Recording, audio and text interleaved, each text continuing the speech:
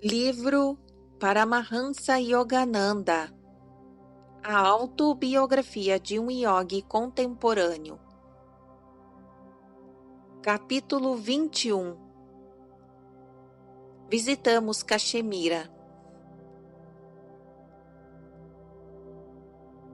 Agora você está suficientemente forte para viajar. Eu o acompanharei a Caxemira, declarou Sri Yukteswar 2 dias depois de minha milagrosa cura da cólera asiática. Naquela noite, nosso grupo de 6 embarcou de trem para o norte. Nossa primeira longa parada foi em Simla, cidade que se assenta como rainha no trono dos contrafortes do Himalaia. Demos uma volta pelas ruas íngremes, admirando paisagens magníficas. Morangos ingleses para vender, gritava uma velha, sentada de pernas cruzadas num pitoresco mercado ao ar livre. O mestre mostrou certa curiosidade pelas estranhas frutinhas vermelhas. Comprou uma grande cesta delas e ofereceu-as a Kanai e a mim, que estávamos ao seu lado. Provei um morango, mas cuspi-lo apressadamente no chão.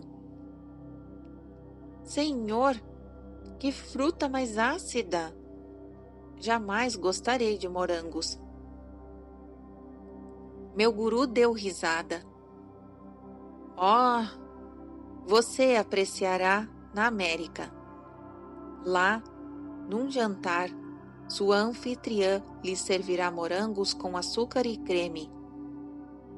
Ela os amassará com um garfo e você os provará, dizendo: que morangos deliciosos!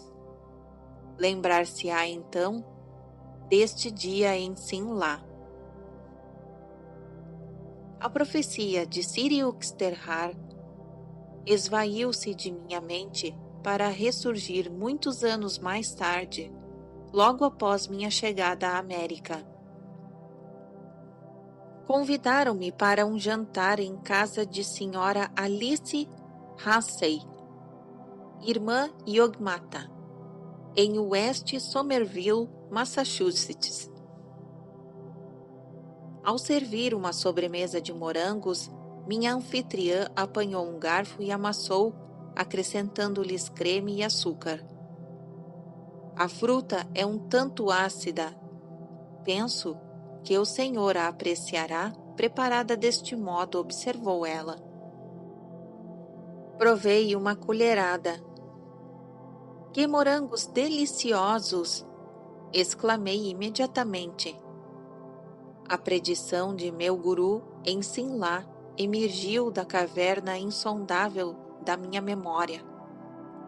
Com reverência constatei que há muitos anos atrás, a mente de Sri Yukteswar, sintonizando Deus, captara o programa de eventos kármicos vagando no éter de meu futuro.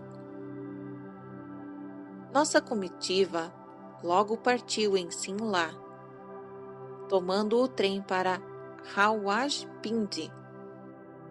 Ali alugamos um grande coche fechado, puxado por 2 cavalos, para uma viagem de 7 dias a Srinagar, capital de Caxemira. O segundo dia de nossa jornada em direção ao norte permitiu-nos descortinar a verdadeira imensidão do Himalaia. Enquanto as rodas de ferro de nossa carruagem rangiam ao longo caminho das estradas quentes e pedregosas, nos deixamos arrebatar pelos cambiantes panoramas da grandeza da cordilheira. Senhor, disse Aldi ao mestre, estou apreciando imensamente estas paisagens gloriosas em sua santa companhia. Vibrei de contentamento ao ouvir o comentário apreciativo de Aud. pois eu fazia o papel de anfitrião nessa viagem.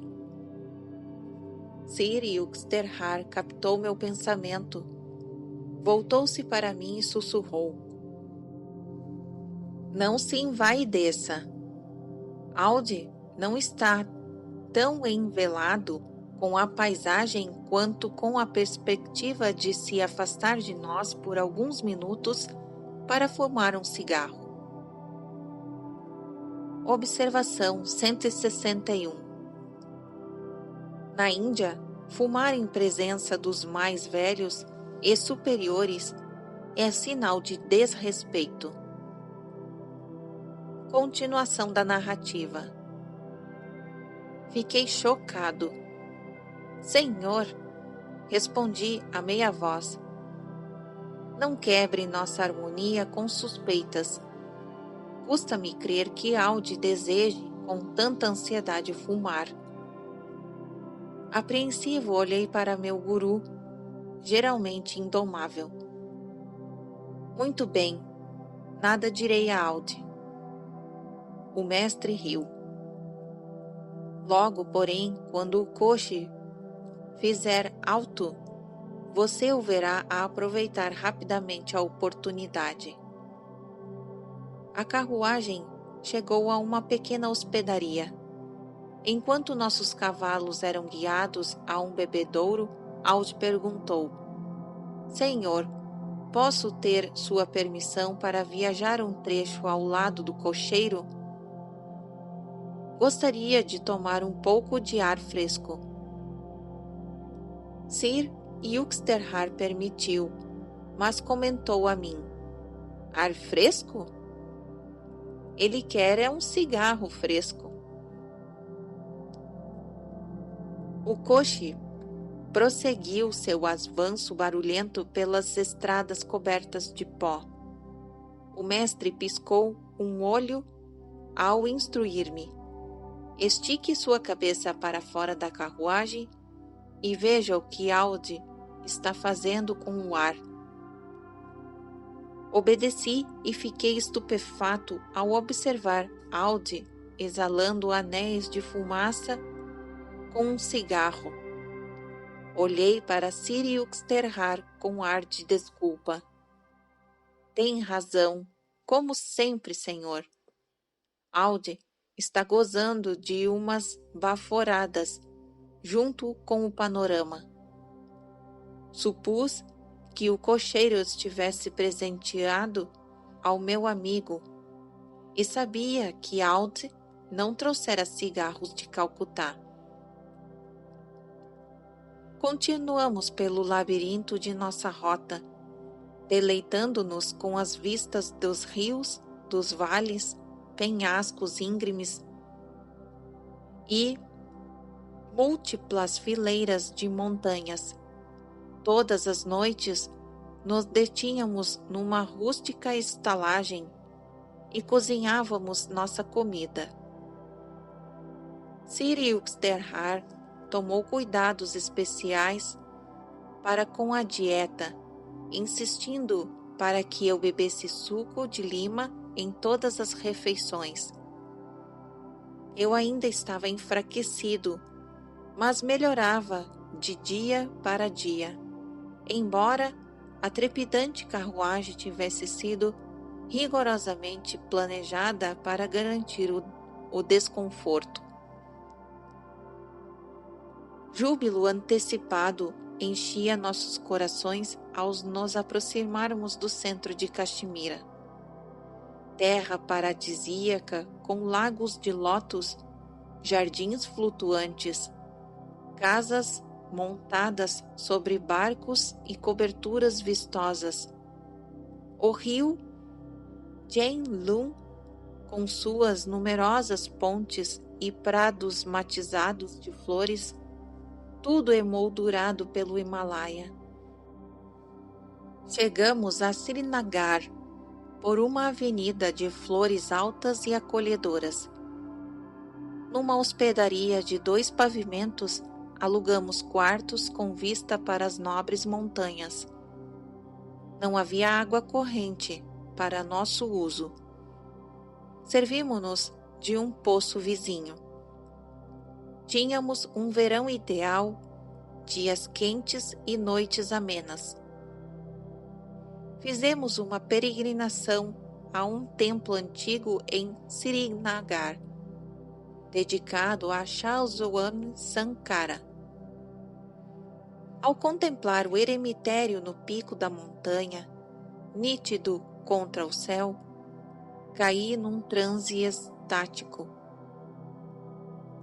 Tive a visão de uma grande residência no alto da colina, num país distante. O elevado templo de Shankara, em Srinagar, transformou-se no edifício onde anos depois estabelecia a sede da Self-Realization Fellowship nos Estados Unidos da América. Quando visitei Los Angeles pela primeira vez e vi o grande edifício no cume do Monte Washington, reconheci-o imediatamente em virtude das minhas visões de outrora em Caxemira e Alulis. Alguns dias em Srinagar e depois em Gulmarg, veredas floridas nas montanhas, aproximadamente a 2.600 metros de altitude. Ali fiz minha primeira cavalgada num animal de grande porte. Rajendra montou um cavalinho trotador, cujo coração se inflamava ansioso de velocidade. Aventuramo-nos pelas íngremes encostas de Kibilarimarg. O caminho atravessava uma densa floresta, abundante em cogumelos sob as árvores, onde os atalhos encobertos pela neblina eram frequentemente inseguros.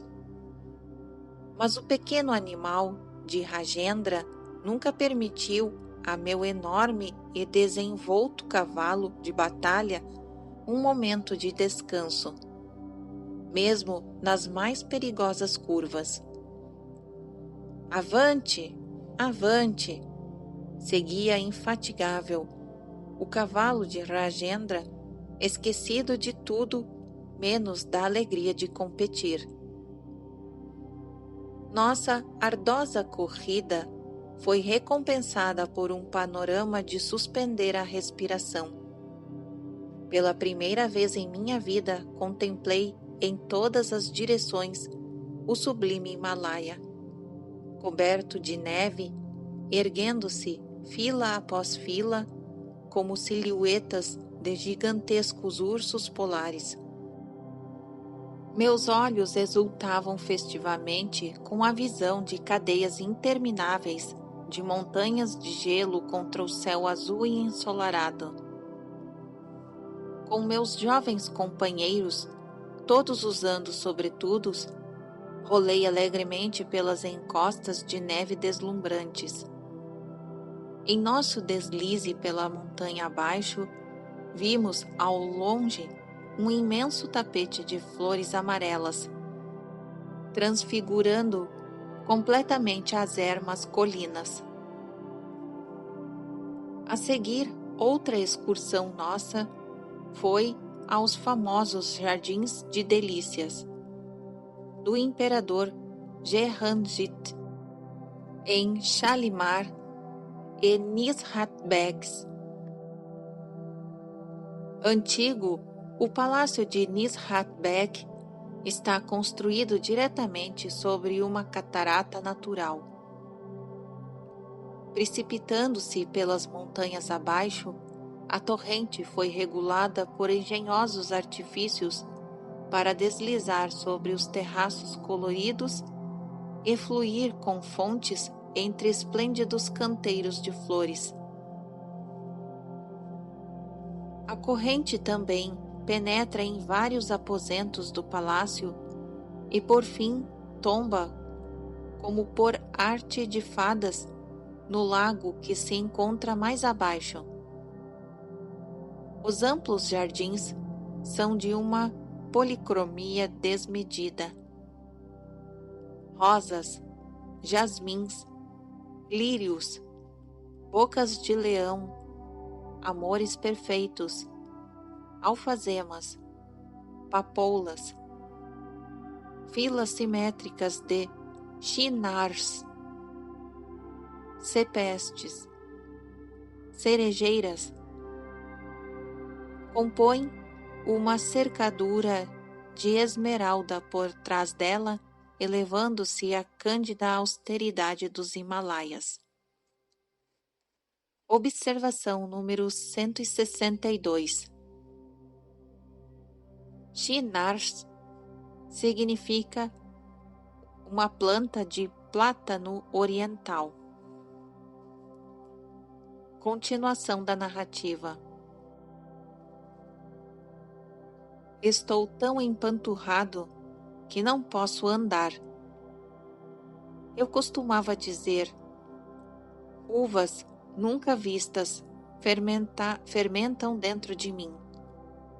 Mais tarde soubemos que as doces uvas crescem em abundância em Cabul, no oeste de Caxemira.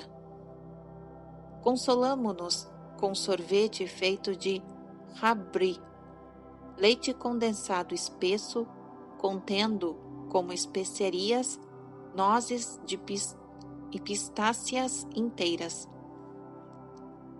Efetuamos diversos passeios nos Ischalaras, ou pequenos barcos sombreados por toldos vermelhos bordados, navegando ao longo dos intrincados braços do lago Dal.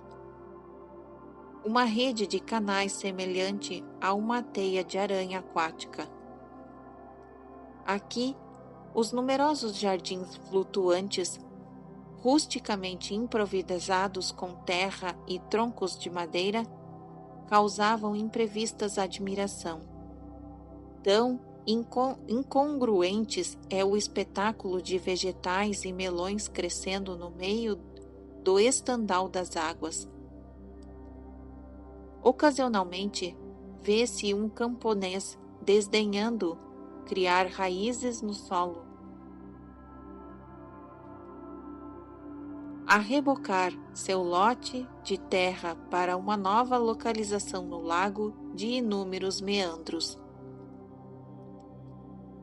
Neste famoso vale encontramos uma síntese de todas as belezas da terra. A Divina Senhora de Caxemira usa a coroa das montanhas, as guirlandas dos lagos e as sandálias das flores. Ultimamente, depois de viajar por muitos países, compreendi por que se costuma dizer que Caxemira é o recanto mais pitoresco do mundo. Possui alguns dos encantos dos Alpes suíços e do lago Lomond, na Escócia, e dos primorosos lagos ingleses.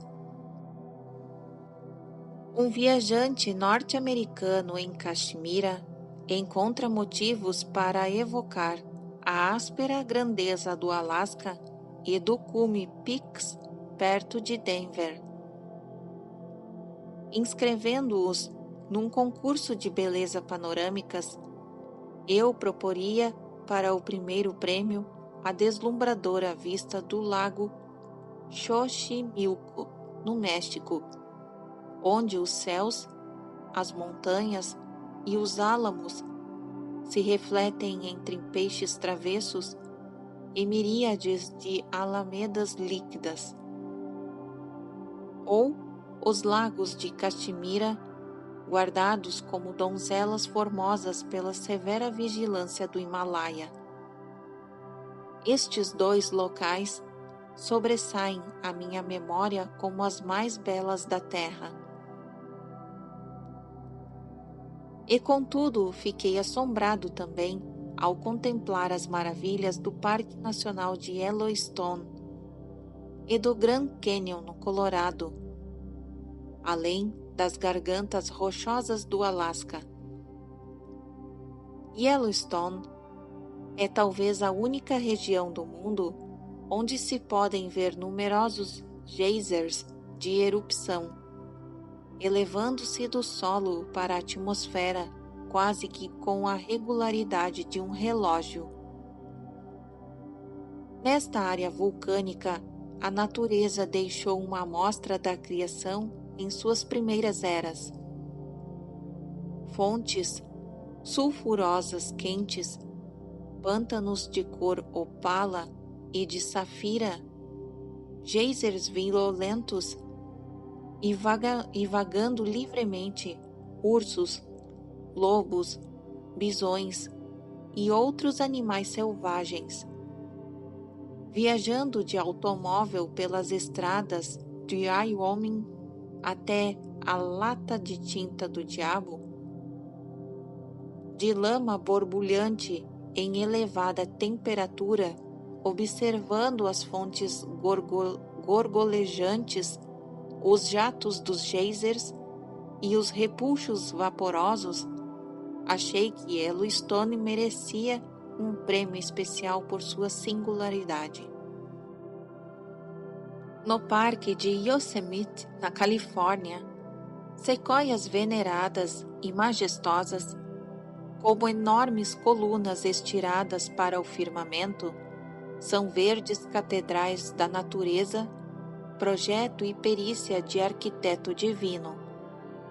Embora haja maravilhosas cataratas no Oriente, nenhuma se equipara à beleza torrencial de Niágara, em Nova York, junto às fronteiras canadenses. A cova Mammoth, em Kentucky, e as cavernas Carlsbad, em Novo México, são estranhos reinos de fadas. Longas estalactites suspensas do teto das cavernas e espelhadas em águas subterrâneas apresentam, conforme a fantasia do observador, um vislumbre de outros mundos. Em Caxemira, um grande número de seus habitantes, mundialmente famosos por sua beleza, são tão brancos como os europeus e similares a estes nas feições e estaturas ósseas. Muitos têm olhos azuis e cabelos louros. Quando usam vestuário ocidental, parecem-se aos norte-americanos. O frio do Himalaia poupa os nativos de Caxemira do sol inclemente e conserva-lhes a pele bem clara. À medida que se viaja para o sul, em direção a latitudes tropicais da Índia, encontra-se uma população gradualmente mais escura. Depois de passar semanas felizes em Caxemira, fui obrigado a fazer os preparativos de regresso a Bengala para o período do outono na faculdade de Serampore. Sir Yuxterhar, Kanai e Aud permaneceriam em Sinaragar por um tempo mais longo. Pouco antes de minha partida, o mestre insinuou que seu corpo estaria sujeito a sofrimentos em Caxemira. O senhor parece o retrato da saúde, protestei. Existe até a possibilidade de eu abandonar este mundo. Guruji! Caí aos seus pés num estado de gelo e súplica. Por favor, prometa-me que não deixará o corpo agora. Estou absolutamente desamparado para prosseguir sem o senhor. Sir Yuxterhar continuou silencioso, mas sorriu para mim com tal compaixão que me senti confiante. Deixo-o com relutância. Mestre, perigosamente enfermo. Recebi este telegrama de Audi pouco depois de meu regresso a Serampore. Telegrafei a meu guru freneticamente. Senhor, Supliquei sua promessa de não me abandonar. Por favor, conserve seu corpo, do contrário também morrerei. Seja como você quer. Foi esta a resposta do mestre enviada de Caxemira. Uma carta de Alte chegou dentro de alguns dias, informando-me de que o mestre convalecera-se. Quando este regressou a Sarampore na quinzena seguinte, fiquei consternado ao ver o corpo de meu guru reduzido à metade de seu peso normal. Sri Yukteswar queimou muitos dos pecados de seus discípulos no fogo de sua febre alta em Caxemira. Afortunadamente para eles, yogis de profundo adiantamento conhecem o método metafísico para a transferência física das enfermidades. Um homem forte pode ajudar um fraco no transporte de uma carga pesada. Um super-homem espiritual é capaz de minorar as dificuldades físicas e mentais de seus discípulos, carregando uma parte de suas cruzes kármicas. Assim como um homem rico renuncia a certo dinheiro quando paga uma dívida ponderável de seu filho pródigo, salvando-o das consequências medonhas de seus desatinos, um mestre voluntariamente sacrifica uma parcela de sua riqueza física para aliviar a miséria de seus discípulos. Observação 163. Muitos santos cristãos, inclusive Teresa Neumann, veremos isso no capítulo 39, são versados em transferência metafísica de doenças. Continuação da narrativa. Por um método secreto da yoga, o santo une a sua mente e o seu veículo astral aos do indivíduo que está sofrendo. A doença se transfere inteira ou, em parte, à forma carnal do yogi. Como um segador que efetua a colheita de Deus no campo físico, o mestre já não se preocupa com seu corpo. Embora ele possa permitir a esse mesmo corpo que adoeça, a fim de aliviar outras pessoas de sua mente impoluta, não é afetada. Considera-se feliz ao poder prestar essa ajuda. Para quem alcança a salvação final no Senhor, o corpo, na verdade, preencheu seus objetivos. Um mestre o usa, então, da maneira que lhe parece mais conveniente. A obra de um guru no mundo é aliviar as tristezas da humanidade, seja por meios espirituais, seja por conselhos intelectual, pelo poder da vontade ou ainda pela transferência física das doenças. Escapando para a superconsciência sempre que o deseja, um mestre pode olvidar sua enfermidade física, às vezes para oferecer um exemplo a seus discípulos. Escolhe suportar a dor corporal com estoicismo. Impondo a si mesmo os males alheios, um yogi pode satisfazer em benefício de outros seres a lei kármica de causa e efeito. Esta lei funciona automática e matematicamente. Suas operações podem ser cientificamente manipuladas por homens de sabedoria divina. A lei espiritual não exige que um mestre se torne doente cada vez que ele cura alguém. Geralmente um santo restitui a saúde a um sofredor, pondo em prática o conhecimento que tem de vários métodos de cura instantânea, que não resultam em danos para o traumaturgo espiritual. Em ocasiões raras, entretanto, um mestre desejoso de acelerar bastante a evolução de seus discípulos consome voluntariamente em seu próprio corpo uma boa parte do karma indesejável deste. Jesus ofereceu-se como resgate pelos pecados de muitos. Com seus divinos poderes, Cristo nunca se sujeitaria à morte pela crucificação se não o quisesse cooperar com a lei sutil de causa e efeito. Observação número 164.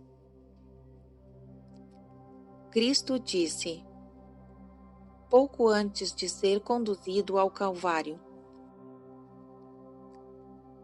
pensas que não posso orar a meu Pai e que Ele não me dará agora mesmo mais de 12 legiões de anjos? Mas, então, como se cumpriam as Escrituras que afirmam que assim convém acontecer? Mateus 26, versículos 53-54. Continuação da narrativa.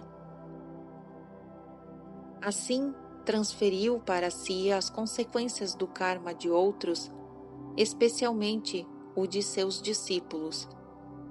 Foram estes sumamente purificados, tornando-se aptos a receber a consciência onipresente ou Espírito Santo, que mais tarde desceu sobre eles. Observação 165. Registrado em Atos, capítulo 1, versículo 8, e também em capítulo 2, versículo 1 a 4. Continuação da narrativa. Só o mestre, com a realização de Deus, pode transferir sua força vital para outros corpos ou deslocar para o seu as doenças alheias. Um indivíduo comum não pode usar esse método yogi de cura, nem se é desejável que o faça, porque um instrumento físico doentio é um obstáculo à meditação profunda. As escrituras hindus ensinam que o dever imperioso do homem é conservar seu corpo em boas condições. Do contrário, sua mente é incapaz de permanecer fixa em concentração devocional. Mentes muito fortes, contudo, podem transcender todas as dificuldades físicas e alcançar experimentalmente a percepção de Deus.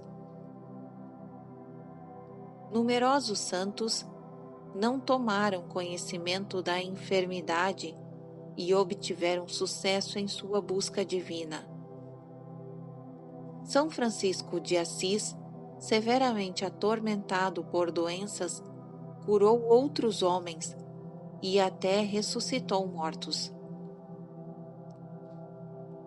Conheci certa vez um santo hindu. Metade de seu corpo estivera na juventude coberto de chagas.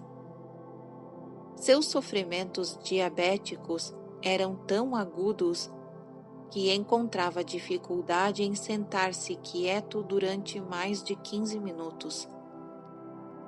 Era, porém, indissuadível em suas aspirações espirituais. Senhor, rezava ele, virás tu a meu templo arruinado? Com ininterrupto exercício de vontade, o santo tornou-se gradualmente capaz de sentar-se na posição de lótus durante 18 horas por dia, absorto em transe extático. E segundo me contou, ao fim de 3 anos, encontrei a luz infinita resplandecente dentro de mim. Regozijando-me em seu esplendor, esqueci o corpo. Mais tarde percebi que este corpo fora curado através da misericórdia divina. É um fato histórico a cura relacionada com o rei Baber, em 1483 a 1530, fundador do Império Mongol, na Índia. Seu filho, Humayun, caiu gravemente enfermo. O pai rezou com angustiada determinação para que ele próprio recebesse a moléstia e seu filho fosse poupado. Humayun sarou. Baber imediatamente se sentiu mal e morreu da mesma doença que afligira seu filho. Observação 166. Humayun veio a ser o pai de Akbar, o Grande. Com zelo islâmico, Akbar perseguiu a princípio os hindus. Ao adquirir mais conhecimento, a vergonha me dominou, disse ele mais tarde. Milagres ocorreram nos templos de todos os credos. Ele providenciou uma tradução persa do Bhagavad Gita. Continuação da narrativa. Muita gente acredita que um grande mestre deveria ter a saúde e a força de um Seidão. Observação 167. Seidão é um atleta alemão falecido em 1925, conhecido como o homem mais forte do mundo. Continuação da narrativa. A suposição é infundada. Um corpo doente não indica que faltam divinos poderes a um guru, nem a saúde permanente indica necessariamente a iluminação interna.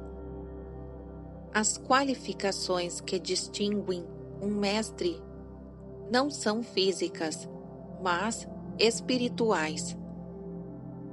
No Ocidente, numerosos indivíduos desnorteados que buscam a Deus pensam erroneamente que basta alguém tratar de assuntos metafísicos em livros ou eloquentes discursos para ser um mestre. Só há limpa prova de que alguém é um mestre ser capaz de entrar à vontade no estado destituído de respiração, Sabikalpa, Saimati, e alcançar a beatitude imutável, Nirvikalpa, Samadhi. Observação 168. Veremos sobre isso no capítulo 26, continuação da narrativa. Os rishis salientaram que somente por estas conquistas pode um ser humano demonstrar que ele dominou Maya, a ilusão cósmica dualística. Só ele pode afirmar das profundezas da realização. Ekam Sat. Apenas existe um. Quando existe dualidade, devido à ignorância, o indivíduo vê todas as coisas como distintas do ser, escreveu o grande monista Shankara. Quando tudo é conhecido como ser, nem mesmo um átomo é visto como diferente do ser. Obtido o conhecimento da realidade, já não se experimentam os efeitos de ações passadas em virtude da irrealidade do corpo, exatamente como não pode haver sonho depois do acordar. Unicamente os grandes gurus são capazes de assumir o karma dos discípulos. Sri Yukteswar não teria sofrido em Srinagar se não tivesse recebido autorização do Espírito interno para ajudar seus discípulos de maneira invulgar. Poucos santos, em qualquer época, foram tão sensitivamente equipados de sabedoria para cumprir os mandatos divinos quanto meu mestre sintonizado com Deus. Akbar, inexata, mas amorosamente, atribuiu a Cristo a seguinte afirmação, inscrita no Arco do Triunfo, em Fatehpur Sikri, a cidade edificada por Akbar. Jesus, filho de Maria, paz em seu nome, disse: o mundo é uma ponte, atravessa-a, mas não construa casa sobre ela. Quando arrisquei algumas palavras de simpatia a respeito de sua figura emaciada, meu guru disse alegremente: tem suas vantagens. Agora posso introduzir-me em pequenos ganges, camisetas, que não uso há muitos anos. Ouvindo o riso jovial do mestre, recordei as palavras de São Francisco de Sales: um santo triste é um triste santo.